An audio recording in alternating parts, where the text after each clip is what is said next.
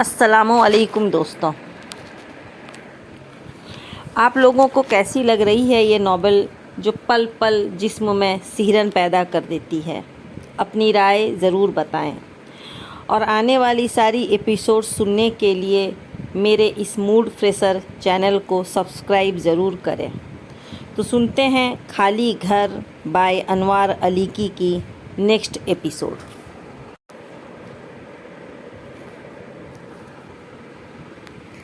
کون ہو تم؟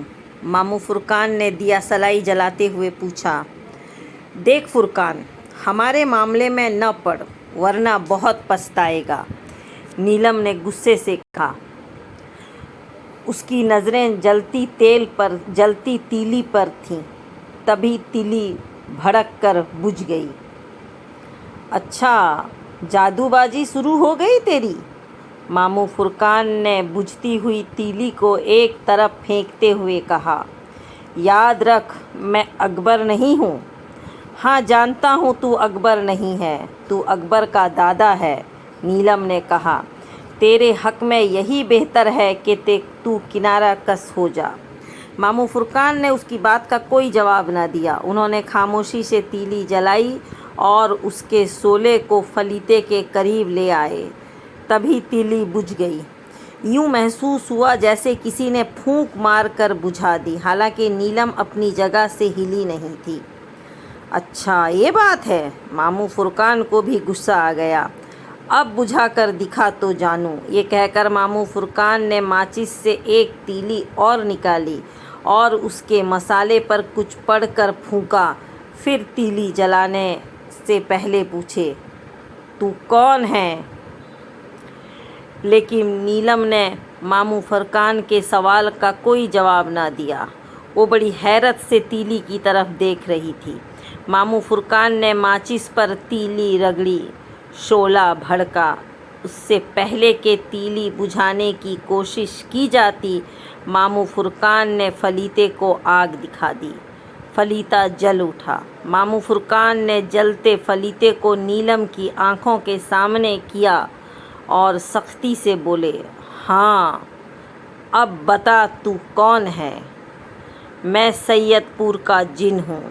فرقان مجھ سے ٹکر نہ لے، دیکھ میں تیری زندگی خراب کر دوں گا۔ نیلم نے یہ کہتے ہوئے اپنی آنکھوں پر ہاتھ رکھ لیا اور بے ہوش ہو گئی۔ فلیتا اب پورا جل چکا تھا، کمرے میں دھواں ہی دھواں تھا، اتنا دھواں کہ کمرے سے باہر نکل رہا تھا، لگتا تھا جیسے کمرے کے اندر آگ لگ گئی ہو۔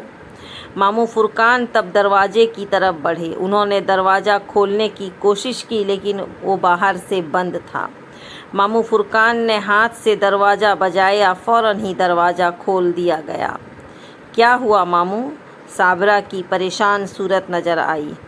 کچھ نہیں، ایک گلاس پانی لاؤ، ماموں فرقان نے کہا۔ صابرہ جلدی سے پانی لے کر آ گئیں۔ بابر علی کمرے میں داخل ہو چکے تھے۔ انہوں نے دیکھا کہ نیلم بے ہوش پڑی ہے اور کمرے میں دھواں ہی دھواں بھرا ہوا ہے۔ ماموں فرقان نے صابرہ سے گلاس ہاتھ میں لے کر کچھ پڑھا، پانی پر پھونکیں ماری اور نیلم کے چہرے پر کئی بار چھینٹے دیے۔ چند لمحوں کے بعد نیلم نے آنکھیں کھول دیں، حیران ہو کر چاروں طرف دیکھا، پھر فوراً ہی اٹھ بیٹھی۔ ماموں فرقان نے گلاس اس کی طرف بڑھایا اور بولے، لو یہ پانی پی لو۔ نیلم نے ماموں فرقان کے ہاتھ سے گلاس لے لیا اور صدیوں کے پیاسے کی طرح گٹ گٹ پانی پی گئی۔ اس کا حلق سوکھ رہا تھا، زبان پر جیسے کانٹے سے چبھ رہے تھے۔ پانی پیا تو کچھ ہوش بحال ہوئے۔ مجھے کیا ہو گیا تھا؟ نیلم نے صابرہ سے پوچھا۔ ہاں بیٹی، تم بے ہوش ہو گئی تھی، ماموں فرقان نے کہا۔ یہ کمرے میں دھواں کیسا بھرا ہے؟ ابھی نکل جائے گا، تم پریشان مت ہو، ماموں فرقان نے کہا۔ ماموں، ابھی آپ میرے کمرے میں آئے تھے، پھر خالہ خالو باہر چلے گئے تھے، اتنا مجھے یاد ہے۔ اس کے بعد کیا ہوا یہ مجھے یاد نہیں، میں بے ہوش ہو گئی تھی، نیلم پریشان ہو کر بولی۔ بس میں تم سے کچھ بات کر رہا تھا کہ تم بات کرتے کرتے بے ہوش ہو گئیں۔ ماموں فرقان نے بات ٹالنے کے لیے کہا۔ وہ نہیں چاہتے تھے کہ نیلم کو ابھی یہ بتایا جائے کہ تم پر جن کا سایہ ہے۔ وہ ہنستے ہوئے بولے، نیلم تم پریشان مت ہو، ماموں فرقان کے ہوتے ہوئے تمہیں کوئی نقصان نہیں پہنچا سکے گا۔ پھر انہوں نے نیلم کے کمرے سے باہر آ کر بابر، صابرہ اور اکبر کے سامنے بند کمرے کی روادات سنائی۔ صابرہ نے کوئی بات پوچھنا چاہی تو بابر علی نے انہیں ڈانٹ دیا۔ صابرہ پلیز اب کوئی الٹی سیدھی بات نہ کرنا، معاملہ بہت سنگین ہو گیا ہے۔ صابرہ نے یہ سن کر خاموشی اختیار کر لی۔ جو کچھ انہوں نے فرقان ماموں کے منہ سے سنا تھا اس پر انہیں یقین کرنے کو جی نہیں چاہ رہا تھا، لیکن حالات ایسے تھے کہ یقین کرنے کے سوا کوئی چارہ نہ تھا۔ ماموں فرقان تھوڑی دیر وہاں اور ٹھہرے۔ انہوں نے نیلم کا استعمال شدہ دوپٹہ لیا اور کل ولیمے میں ملاقات کا وعدہ کر کے گھر سے نکلنا چاہا تو بابر علی نے انہیں روکا۔ ٹھہرے ماموں، میں آپ کو چھوڑ آتا ہوں۔ راشدہ ذرا گاڑی کی چابی لانا بیٹا۔ ماموں فرقان نے منع بھی کیا کہ وہ آرام سے چلے جائیں گے کوئی ٹیکسی لے کر، لیکن بابر علی نہ مانے۔ وہ انہیں ان کے گھر تک چھوڑ کر گئے۔ دوسرے دن وہ شام ولیمے میں شرکت سے پہلے دادا غفور کے یہاں پہنچے۔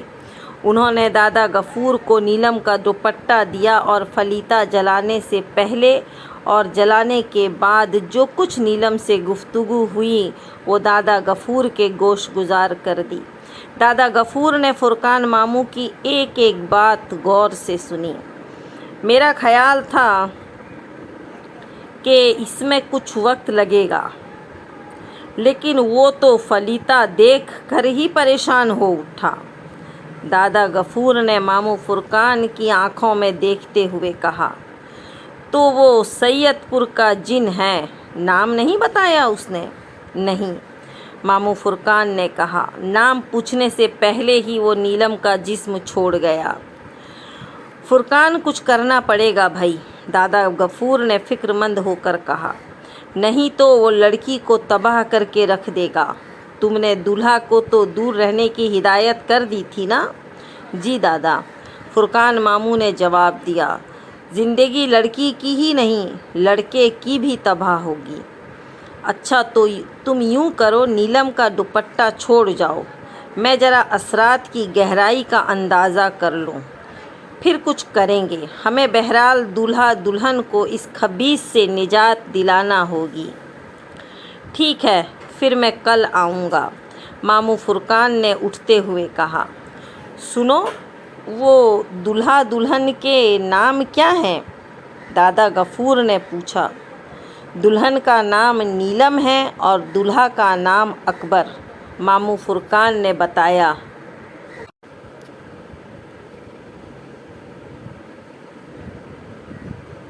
اور نیلم کی ماں کا کیا نام ہے؟ دادا غفور نے پھر پوچھا۔ واجدہ، ماموں فرقان نے بتایا۔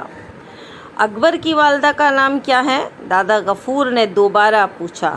صابرہ، ماموں فرقان نے بتایا۔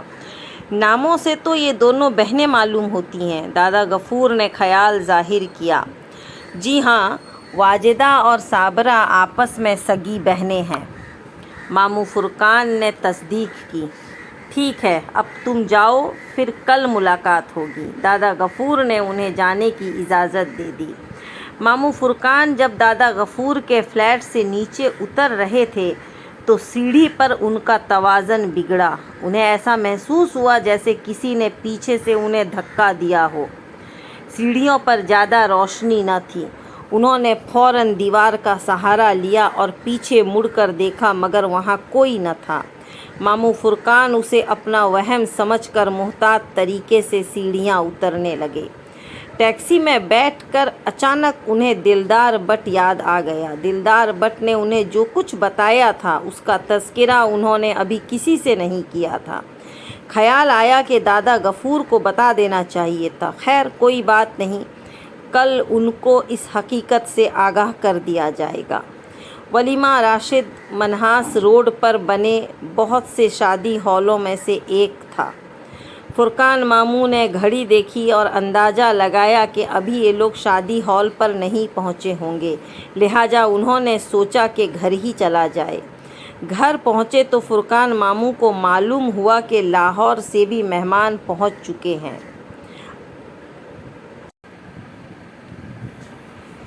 اب یہ وقت تھا کہ وہ تمام حقائق سے بابر علی کو آگاہ کر دیں۔ ماموں فرقان بابر علی کو گھر سے باہر لے آئے اور بولے، مجھے تنہائی میں تم سے کچھ بات کرنا تھی۔ جی ماموں فرمائیں۔ اس وقت یہاں میرے آپ کے سوا اور کوئی نہیں ہے، بابر علی نے دائیں بائیں دیکھتے ہوئے کہا۔ لاہور میں جب میں صبح کی سیر کو نکلا تھا تو مجھے ایک شخص ملا تھا۔ وہ خود کو فیاض کا پڑوسی کہتا تھا اور نام اس کا دلدار بٹ تھا۔ اس نے نیلم کے بارے میں ایک عجیب انصاف کیا تھا، ماموں فرقان نے بتایا۔ وہ کیا ماموں؟ بابر علی نے فکرمند ہو کر پوچھا۔ اس نے کہا تھا کہ نیلم واجدہ اور فیاض حسین کی سگی بیٹی نہیں ہے۔ ماموں فرقان نے انصاف کیا اور یہ انصاف کسی بم کے دھماکے سے کم نہ تھا۔ یہ انصاف اتنا حیرت میں ڈالنے والا تھا کہ بابر علی چکرا کر رہ گئے۔ نہیں ماموں، یہ کیسے ہو سکتا ہے؟ انہوں نے کہا۔ کیوں نہیں ہو سکتا؟ اس دنیا میں سب کچھ ممکن ہے بابر، ماموں فرقان نے جواب دیا۔ گویا آپ کو دلدار بٹ کی بات کا یقین ہے؟ بابر علی نے کہا۔ ماموں ذرا سوچیں تو، واجدہ صابرہ کی سگی بہن ہے، وہ اپنی بہن کی آنکھوں میں کس طرح دھول جھونک سکتی ہے؟ ہو سکتا ہے واجدہ سے اس مسئلے پر کبھی پوچھا ہی نہ گیا ہو۔ میرا مطلب ہے کہ از خود یہ سوچ لیا ہو کہ نیلم واجدہ کی ہی بیٹی ہے۔ نہیں، ہم نے از خود نہیں سوچا، خود یہ قیاس کر کے نہیں بیٹھ گئے کہ نیلم واجدہ کی سگی بیٹی ہوگی، بلکہ مجھے اچھی طرح یاد ہے کہ نیلم مری میں پیدا ہوئی تھی۔ ڈاکٹر نے واجدہ کو ہدایت کی تھی کہ وہ کسی صحت افزا مقام پر رہے۔ ڈاکٹر کی ہدایت کے پیش نظر ہی واجدہ مری چلی گئی تھی اور وہاں نیلم پیدا ہوئی تھی۔ مری سے واپسی پر اس کا خط آیا تھا جس میں نیلم کے بخیر و عافیت پیدا ہونے کا ذکر تھا۔ اب آپ کہہ رہے ہیں کہ نیلم واجدہ کی بیٹی نہیں ہے؟ میں اس بات کو کس طرح مان لوں؟ ماننے کو تو میرا دل بھی نہیں چاہ رہا۔ میں نے بھی اس معاملے میں اس سے بحث کی تھی۔ ایسا کیسے ممکن ہے؟ تب اس نے بتایا تھا کہ وہ نیلم کی اصل ماں کو جانتا ہے اور اگر مجبوری نہ ہوتی تو وہ مجھے اس کی اصل ماں سے ملوا دیتا، ماموں فرقان نے بتایا۔ مجبوری کیا تھی؟ بابر علی نے سنجیدگی سے پوچھا۔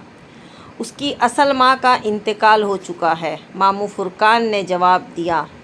چلو جی، قصہ ہی ختم ہوا، بابر علی نے مذاق کے انداز میں کہا۔ اور باپ؟ وہ ماں کے مرنے سے پہلے ہی اللہ کو پیارا ہو چکا تھا۔ ماموں، پھر بھی آپ نے اس بدمعاش کی بات پر یقین کر لیا؟ ماموں، یہ صرف تعلقات خراب کرانے کی کوشش ہے، اس کے سوا کچھ نہیں۔ ایک طرف الزام لگا دیا کہ نیلم واجدہ کی سگی بیٹی نہیں ہے، دوسری طرف اس کے والدین کو مار دیا۔ اب کر لو، کیا کرو گے؟ کس طرح تصدیق کرو گے؟ بابر علی نے غصے سے کہا۔ ماموں، آپ نے مجھے فوراً کیوں نہیں بتایا؟ میں ذرا اس سے نمٹتا۔ میں نے اس لیے نہیں بتایا کہ خواہ مخواہ بدمزگی پیدا ہوگی۔ بدمزگی تو اس صورت میں بھی ہوتی اگر یہ سچی بات ہوتی۔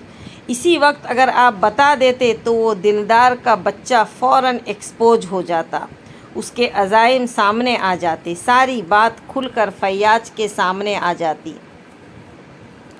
بس میں نے چاہا نہیں، ویسے اس طرح کی بات پر یقین نہ تھا مجھے۔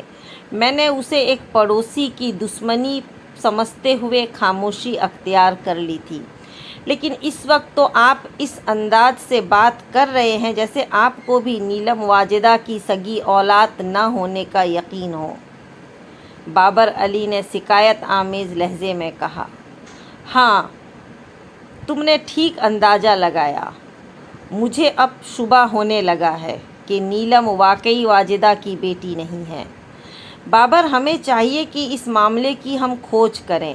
میں یہ نہیں کہہ رہا کہ نیلم واجدہ کی سگی بیٹی نہ نکلے تو اسے فوراً طلاق دلوا دی جائے۔ ایسی احمقانہ بات میں تصور میں بھی نہیں لا سکتا۔ اب وہ واجدہ کی بیٹی ہے یا نہیں، اس سے کوئی فرق نہیں پڑتا، لیکن وہ ہماری بہو ہے، ہماری عزت ہے۔ ماموں، آپ کے اس صبح کی وجہ کیا ہے؟ بابر علی نے پوچھا۔ بابر، تم کسی سید پور سے واقف ہو؟ نہیں ماموں، میں نہیں جانتا کہ سید پور کہاں ہے۔ سید پور کا خیر مجھے بھی معلوم نہیں کہاں ہے، لیکن دلدار نے بتایا تھا کہ نیلم کی ماں سید پور کی رہنے والی تھی، اور نیلم پر جس جن کا سایہ ہے وہ بھی سید پور کا ہے۔ مجھے ایسا محسوس ہوتا ہے کہ یہ جن سید پور سے آنا شروع ہوا۔ اب اس بات کا سراغ لگانا چاہیے کہ نیلم کا سید پور سے کیا تعلق ہے۔ اس کا سید پور سے کیا تعلق ہو سکتا ہے؟ بابر علی نے سوچتے ہوئے کہا۔ نیلم کا سید پور سے کوئی نہ کوئی تعلق ضرور ہے۔ تم ذرا اس مسئلے پر واجدہ سے بات کر کے دیکھو۔ بات تو خیر میں ابھی آپ کے سامنے کر لیتا، بس ذرا ولیمے کا خیال ہے۔ ولیمہ ہو جائے پھر رات کو بات کروں گا اور صبح میں آپ کو بتا دوں گا، ٹھیک ہے؟ ہاں، یہ ٹھیک ہے۔ بات کرتے ہوئے اس بات کا خیال رکھنا کہ جھگڑا نہ بڑھے، ماموں فرقان نے ہدایت کی۔ نہیں، جھگڑا نہیں بڑھے گا، جھگڑے کی کوئی بات ہی نہیں ہے۔ پہلے تو میں باتوں میں یہ معلوم کروں گا کہ یہ سید پور کہاں ہے۔ سید پور کے پیچھے کوئی کہانی موجود ہے تو واجدہ چونکے بغیر نہ رہ سکے گی۔ واجدہ کے رویے سے معلوم ہو جائے گا کہ سید پور کا کیا چکر ہے آخر۔ ہاں، یہ طریقہ اچھا ہے، واجدہ سے انجان بن کر بات کرنا، جو ہوگا سامنے آ جائے گا۔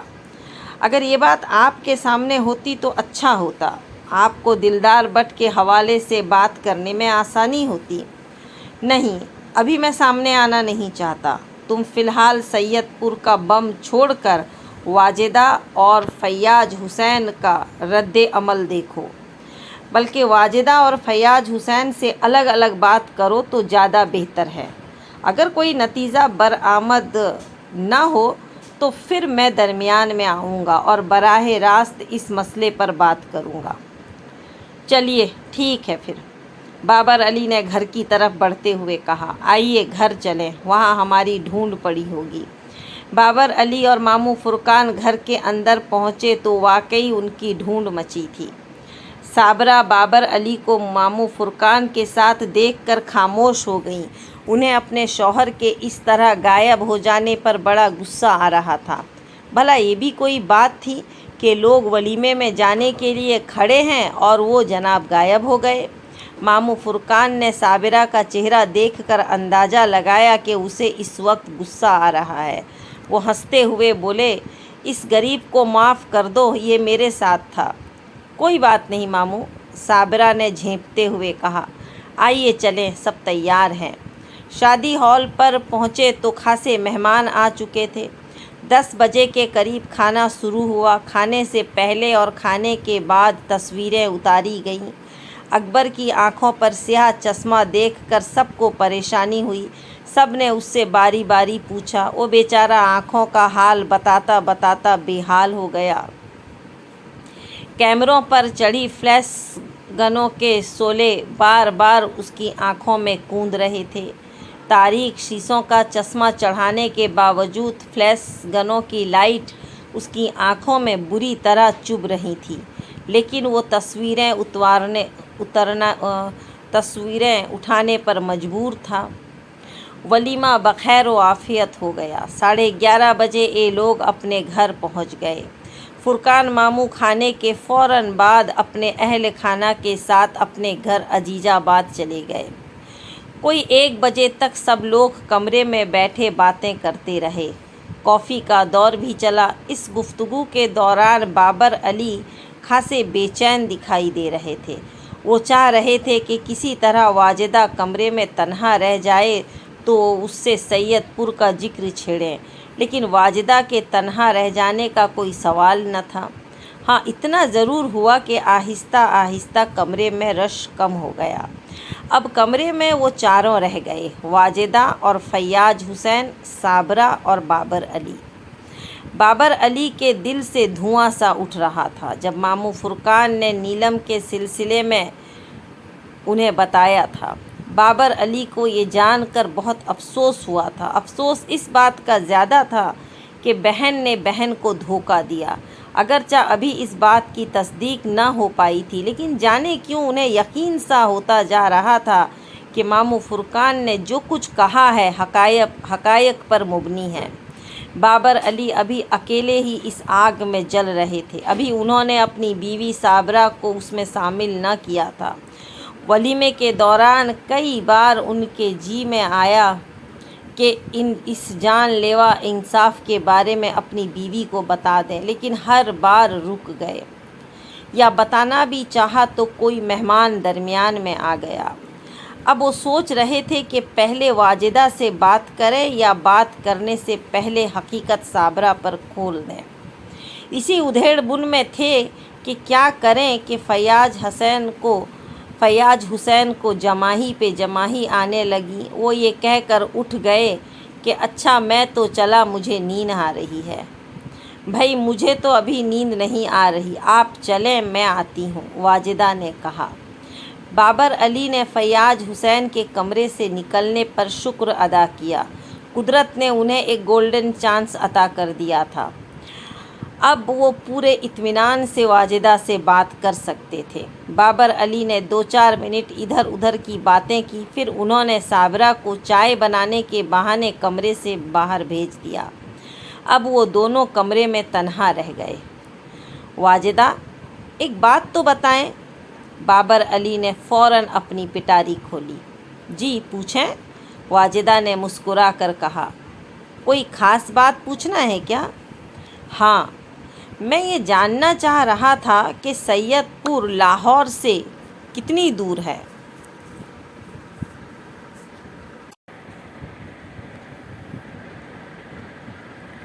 سید پور؟ واجدہ نے اس طرح آنکھیں پھاڑ کر بابر علی کو دیکھا جیسے سامنے بابر علی نہ ہو، کوئی شیر بیٹھا ہو، لیکن یہ کیفیت چند لمحوں تک ہی رہی۔ واجدہ نے فوراً خود کو سنبھال لیا اور بولی، کون سا سید پور؟ مجھے نہیں معلوم۔ آپ کس سید پور کی بات کر رہے ہیں؟ اچھا تم دلدار بٹ کو جانتے ہو؟ اس مرتبہ بابر علی نے دوسری پٹاری کھولی۔ کون دلدار بٹ؟ واجدہ نے سپاٹ لہجے میں کہا۔ ارے تم دلدار بٹ کو بھی نہیں جانتی؟ بابر علی نے اب واجدہ کے چہرے کا رنگ اڑتا ہوا محسوس کر لیا تھا۔ سید پور کے نام پر وہ چونکی تھی اور دلدار بٹ کے نام پر اس کی آنکھوں سے خوف جھلکنے لگا تھا۔ دال میں کچھ کالا تھا، لیکن بابر علی نے اپنی بے نیازی برقرار رکھتے ہوئے کہا، بھائی وہ تمہارا پڑوسی نہیں ہے؟ لیکن آپ اسے کیسے جانتے ہیں؟ واجدہ نے ذرا سا پریشان ہو کر پوچھا۔ میری اس سے لاہور میں ملاقات ہوئی تھی۔ بابر علی نے جان بوجھ کر اپنا جملہ ادھورا چھوڑ دیا۔ وہ پاگل آدمی ہے، کئی ماہ تک پاگل خانے میں رہ چکا ہے، پچھلے ہی دنوں وہاں سے واپس آیا ہے اور اس کی ذہنی حالت بالکل ٹھیک نہیں۔ وہ لوگوں کو پکڑ کر ان سے عجیب عجیب باتیں کرتا ہے۔ آپ سے بھی کچھ کہہ دیا ہوگا اس نے، واجدہ نے جلدی جلدی بتایا۔ اچھا، بابر علی نے اس کی بات پر یقین کرتے ہوئے کہا، ویسے مجھ سے اس نے بڑی دلچسپ بات کہی۔ وہ کیا؟ واجدہ کے چہرے پر پھر ہوائیاں اڑنے لگیں۔ اس نے مجھے بتایا کہ نیلم تم لوگوں کی سگی بیٹی نہیں ہے۔ بابر علی نے واجدہ کو بغور دیکھتے ہوئے کہا۔ اتنے میں صابرہ چائے کی ٹرے ہاتھ میں لیے اندر داخل ہوئیں۔ انہوں نے اپنے شوہر کی زبان سے نکلنے والا جملہ سن لیا تھا۔ یہ سن کر ان کے ہاتھ میں ٹرے لرز کر رہ گئی۔ ہیں بابر، یہ آپ کیا کہہ رہے ہیں؟ کس نے کہی آپ سے یہ بات؟ انہوں نے بمشکل چائے کی ٹرے میز پر رکھی اور جلدی سے بابر علی کے برابر آ کر بیٹھ گئیں اور پریشان ہو کر بابر علی کی صورت تکنے لگیں۔ اب بابر علی کو اپنی غلطی کا احساس ہوا۔ اسے چاہیے تھا کہ جیسے ہی نیلم کے بارے میں معلوم ہوا تھا وہ فوراً صابرہ کو بتا دیتا، اور اگر اس مسئلے کو راز ہی رکھنا تھا تو اس بات کا خیال رکھتا کہ صابرہ کے کانوں میں کوئی بات نہ پڑے، لیکن دونوں ہی باتیں نہ ہو سکی تھیں۔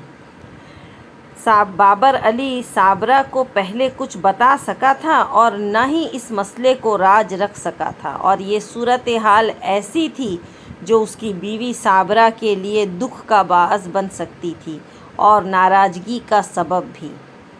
تب بابر علی نے اس نازک صورتحال کو قابو میں کرنے کے لیے پینترا بدلا۔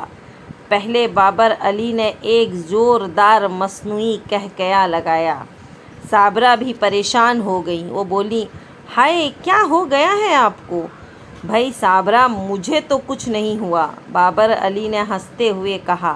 لاہور میں مجھے واجدہ کا ایک پڑوسی دلدار بٹ ملا تھا۔ اس نے نیلم کے بارے میں یہ عجیب انکشاف کیا کہ وہ ان لوگوں کی سگی بیٹی نہیں ہے۔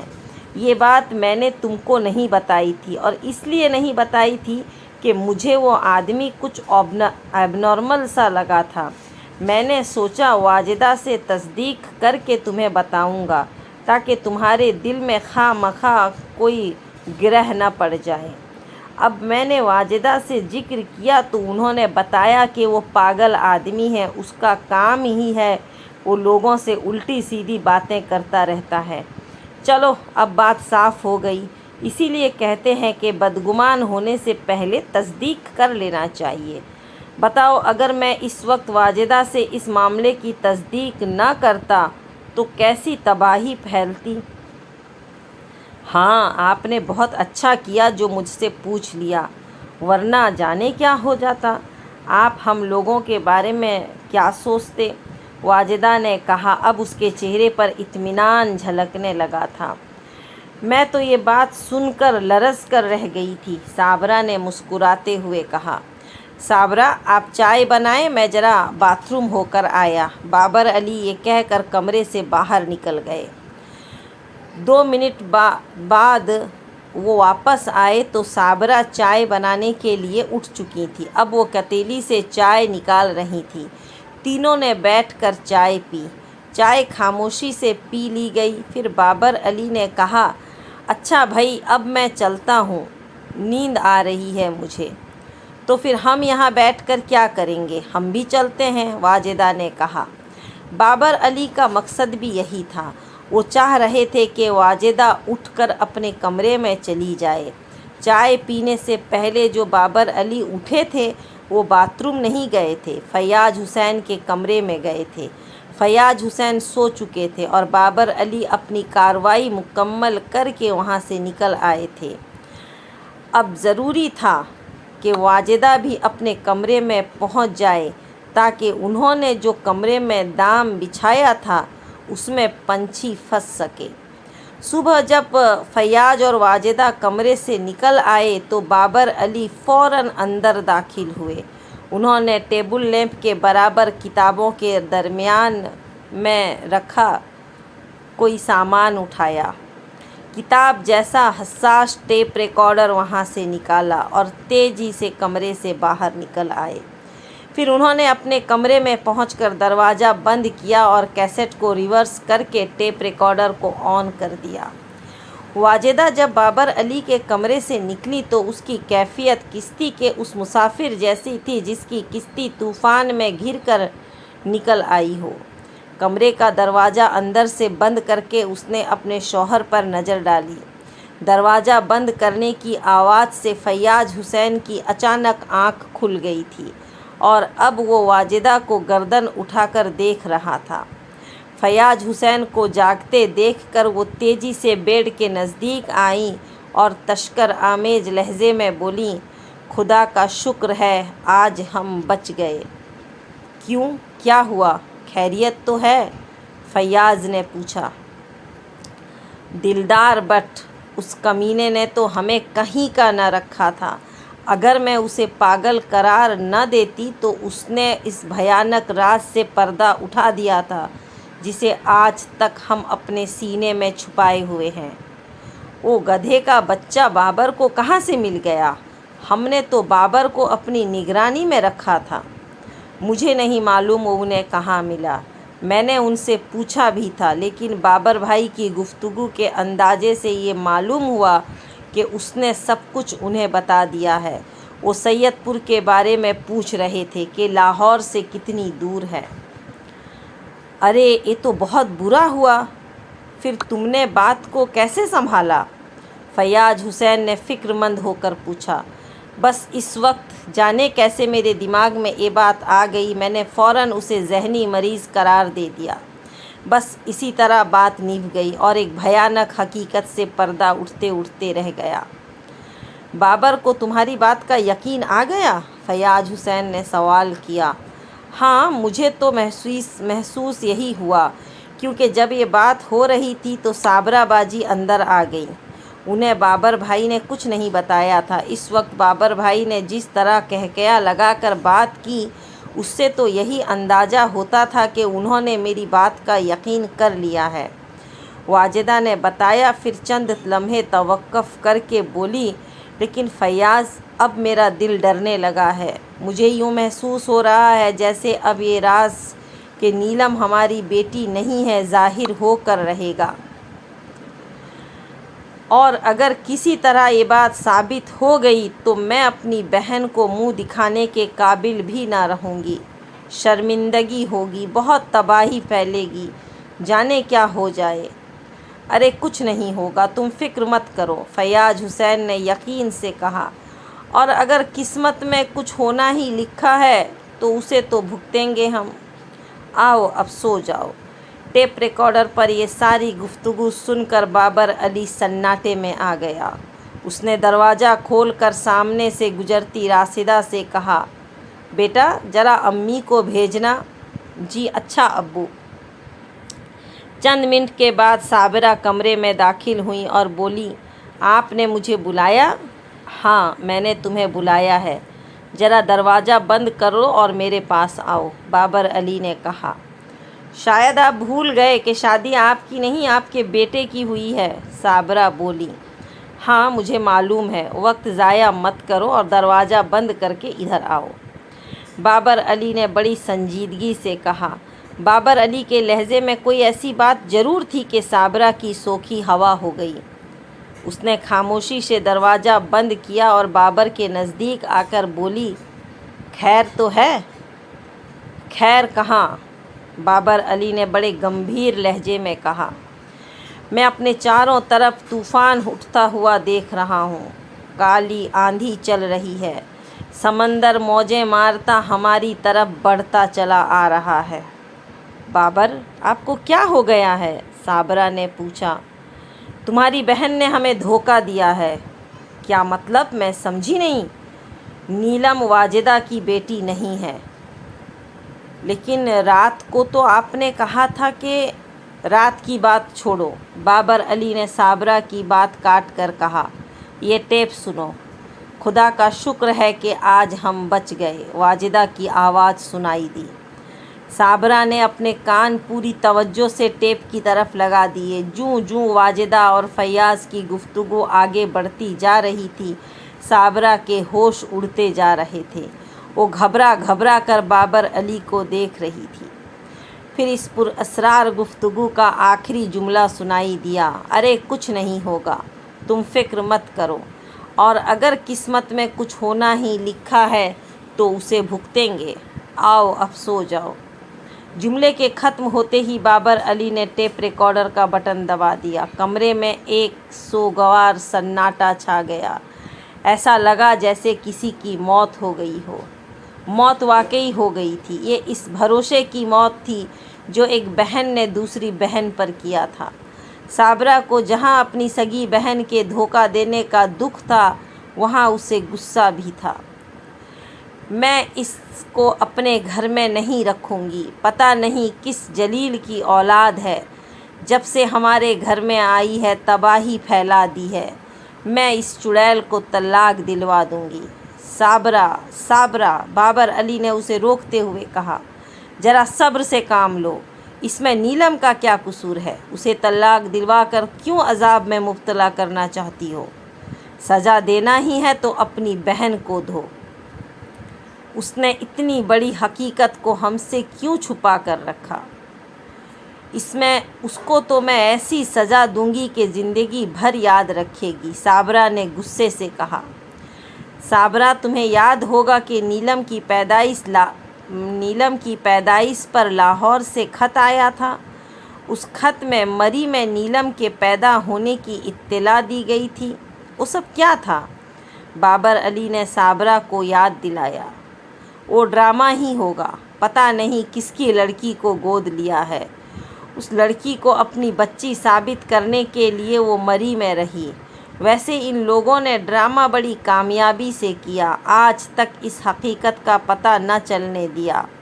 وہ تو بھلا ہو اس آدمی کا جس نے یہ راز فاش کر دیا۔ صابرہ، تم مجھ سے ایک وعدہ کرو، بابر علی نے التجا آمیز لہجے میں کہا۔ وہ کیا؟ صابرہ بولی۔ تم ان لوگوں سے لڑو گی نہیں، بابر علی نے کہا۔ میں تمہارے غصے سے اچھی طرح واقف ہوں، لیکن اس غصے کا کوئی فائدہ نہیں ہوگا، جو ہونا تھا ہو چکا۔ نیلم کس کی بیٹی ہے اس سے کیا فرق پڑتا ہے؟ اب وہ ہماری بہو ہے، ہماری عزت ہے۔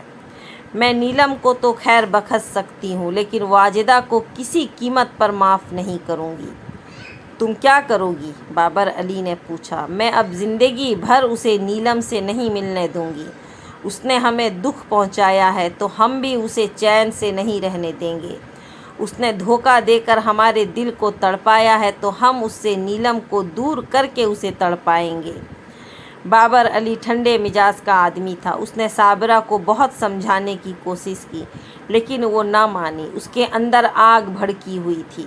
وہ واجدہ سے اس مسئلے پر خوب لڑی۔ پہلے تو واجدہ نے اس حقیقت سے انکار کرنے کی کوشش کی، لیکن جب صابرہ نے بلند آواز میں ٹیپ سنوا دیا تو دونوں میاں بیوی کی سٹی گم ہو گئی۔ اب دونوں میاں بیوی کے پاس فرار کا کوئی راستہ نہ تھا۔ بالآخر انہیں اقرار کرتے ہی بنی۔ اس بھیانک حقیقت کا اقرار تو انہیں کرنا ہی پڑا کہ اب اسے چھپانا ممکن نہ تھا۔ ساتھ میں جو شرمندگی تھی وہ قابل دید تھی۔ دونوں کی گردنیں جھکی ہوئی تھیں، نظریں اٹھی نہ تھیں۔ شام کو فرقان ماموں آئے تو بابر علی نے پوری روادات سنائی اور وہ ٹیپ کی ہوئی گفتگو بھی سنوا دی۔ ساری تفصیل سن کر ماموں فرقان بولے، حیرت ہے، تمہیں گفتگو ٹیپ کرنے کا خیال کیسے آیا؟ ماموں، جب میں نے واجدہ سے سید پور اور دلدار بٹ کے بارے میں سوالات کیے تو میں نے اس کے چہرے پر ہوائیاں اڑتی دیکھی تھی۔ اسی سے مجھے اندازہ ہوا کہ دال میں کچھ کالا ہے۔ تب میں نے اس کی بات پر یقین کر کے اسے فریب میں مبتلا کر دیا۔ پھر مجھے خیال آیا کہ یہ کمرے میں جا کر فیاض سے اس معاملے میں گفتگو ضرور کرے گی، تو میں نے اس کے کمرے میں جا کر ٹیپ ریکارڈر رکھ دیا اور اسے آن کر کے آ گیا۔ اس کا نتیجہ سامنے ہے۔ آپ نے ساری گفتگو سن لی۔ بابر علی نے اپنے کارنامے کی تفصیل بتائی۔ ابھی ایک بات اور چھپائی ہے ان دونوں نے، ماموں فرقان نے ایک اور دھماکہ کیا۔ وہ کیا ماموں؟ بابر علی پریشان ہو کر پوچھا۔ میں اس وقت دادا غفور کے گھر سے آ رہا ہوں۔ انہوں نے اس اثر کے بارے میں اپنے علم کے ذریعے معلومات حاصل کی ہیں۔ ان کے خیال کے مطابق یہ اثر تقریباً 6 ماہ پرانا ہے اور یہ جن سید پور سے نیلم کے ساتھ لگا ہے، ماموں فرقان نے بتایا۔ اس کا مطلب ہے کہ یہ بات بھی دانستہ چھپائی گئی، بابر علی نے کہا۔ آخر کیوں؟ صابرہ نے پوچھا۔ ظاہر ہے یہ شادی پھر نہ ہوتی۔ جس لڑکی پر جن کا سایہ ہو، ایسی لڑکی سے جانتے بوجھتے کون شادی کرنے کی ہمت کرتا؟ ماموں فرقان نے جواب دیا۔ یہ سید پور کا راز کیا ہے؟ نیلم آخر وہاں کیوں گئی؟ بابر علی کچھ سوچتا ہوا بولا۔ اس راز سے تو واجدہ ہی پردہ اٹھا سکتی ہے، اسی سے پوچھو، ماموں فرقان نے کہا۔ میں پوچھوں گی اس سے، اس طرح پوچھوں گی کہ زندگی بھر یاد رکھے گی۔ साबरा गुस्से से बिफर उठी। साबरा, इतना गुस्सा मत करो, तुम्हारी तबीयत ख़राब हो जाएगी, बाबर अली ने उसे समझाया। अब कौन सी मेरी तबीयत ठीक है, इन लोगों ने मेरे घर का सुकून तबाह करके रख दिया। मेरा बेटा एक अजाब में मुब्तला है, साबरा ने बड़े कर्ब के आलम में कहा। मैं जाती हूँ उसे यहीं बुला कर लाऊं, और अब जो भी बात होगी सब के सामने होगी। मामू भी इस वक्त यहाँ मौजूद हैं, बहुत शदीद गुस्से में है। साबरा के जाने के बाद मामू फुरकान बोले, मामू वैसे ये गुस्से वाली बात तो है, उन लोगों ने हमारे साथ वो सलूक किया जो कभी कोई गैर भी न करता। मेरा तो अब अपनों से ईमान ही उठ गया। ऐसे होते हैं अपने अजाब में मुब्तला करने वाले, जहनी सुकून लूटने वाले। मैं साबरा के सामने ज़्यादा बोला नहीं, मैं अगर गुस्सा दिखाता तो वो आपे से बाहर हो जाती, लेकिन सच्ची बात यह है कि मेरा दिल भी चाह रहा है कि इन दोनों मियाँ बीवी को घर से खड़े खड़े निकाल दूँ। बाबर अली ने कहा, बाबर तुम समझदार आदमी हो, ज़रा सब्र से काम लो। गुस्सा करोगे तो हक़ायक़ पूरी तरह सामने नहीं आएंगे, और इस वक्त ज़रूरी इस बात की है कि हमारे सामने पूरे हक़ायक़ आ जाएं, ताकि नीलम को उससे निजात दिलवाई जा सके। मामू फुरकान ने उसे समझाने की कोशिश की। नीलम पर जो साया है वो इतनी आसानी से दूर होने वाला नहीं है, उसके लिए बहुत मेहनत करना पड़ेगी। मामू फुरकान अभी बाबर अली को समझा रहे थे कि दरवाजे पर ज़ोर ज़ोर से बोलने की आवाज़ सुनाई दी। वाजिदा और फैयाज हुसैन मुजरिमों की तरह गर्दन झुकाए कमरे में दाखिल हो रहे थे, और साबरा बोले जा रही थी। जो उसकी नोक ज़ुबान पर आ रहा था वो बेनक़्त सुना रही थी। वो खामोशी से सुनने पर मजबूर थे। एक तो बेटी वाले थे, ऊपर से काम ऐसे किए थे, बग़ैर सुने चारा न था। जब साबरा मुस्तकिल बोले चली गई, उसका गुस्सा बढ़ता ही गया। तब बाबर अली ने उसे रोका और चुप रहने का तलकीन किया। साबरा, चुप हो जाओ। मैं कैसे चुप हो जाऊं, मेरे कलेजे में आग लगी हुई है। भाई साहब, उन्हें बोलने दें, उनका गुस्सा ठंडा हो जाने दें। हम लोग वाकई कसूरवार हैं। हमने नीलम के बारे में हक़ायक़ छुपा कर बहुत ज़्यादती की है। अगर उनकी जगह हम होते तो इसी तरह रद्द अमल सामने आता। फैयाज हुसैन ने बड़े इल्तिजा भरे लहजे में कहा। भाई फैयाज साहब, ये सब हुआ कैसे? मामू फुरकान ने पूछा। मामू, मैं अब कोई बात नहीं छुपाऊंगा, एक एक बात तफसील से बताऊंगा, बस ज़रा साबरा का गुस्सा ठंडा हो जाए। साबरा, भाई अब तुम कुछ नहीं बोलोगी? मामू फुरकान ने साबरा को तनबीह भरे लहजे में कहा।